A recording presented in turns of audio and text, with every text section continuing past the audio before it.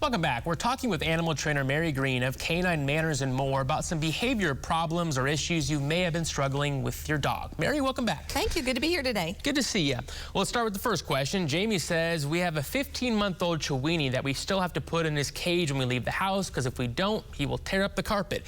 As we were just talking about during the break. It sounds familiar, doesn't it? It sounds a little familiar. You know what? At 15 months, that's okay.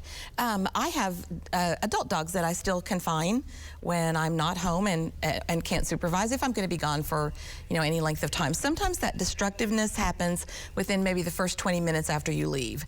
And then sometimes it continues or something happens to trigger that behavior. But I always recommend getting the dog started with some kind of a really exceptionally yummy food delivery toy, like a stuffed Kong toy or something like that, that they can really get into. Sometimes if you freeze them ahead of time, then it takes a while for that to melt, and then they really work on it after a while. And then, but at 15 months, I'm not too worried about it. I'd rather have my dog, I'd rather know that she's safe, can't ingest anything that I don't know of.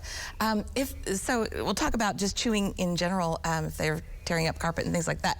You may find a chew deterrent might work, and that's like a spray of a bitter apple solution kind of thing, and it's just supposed to taste yucky. So you might try something like that if the dog is chewing on a particular part of carpet or a bedspread or something like that. We tried taking an old rag, soaking it, putting treats wrapped in it, and then rolling it up, putting it in the freezer. Yes. That works like amazing. Yeah, if they don't tear that up and ingest that is perfect. Yep. Yep. Awesome. Anything like that that you can help keep them entertained while you're gone.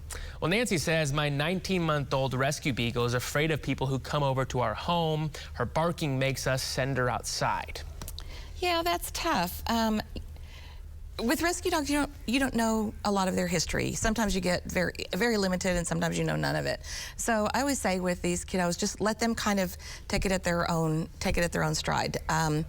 Maybe she's happier being outside when strangers come over, but maybe you can ask people to do like a little short pop-in visit, ask a neighbor to just pop in for maybe 5 minutes and do that several times, so it's not, you don't want that situation where it means that every time people come over to visit, she gets banished to the yard or to wherever. You want to try and change her opinion about people coming over, but it has to go really slowly and carefully. She doesn't have to take treats from the stranger, right? But if she will take treats, she can take it from the owner. Yep.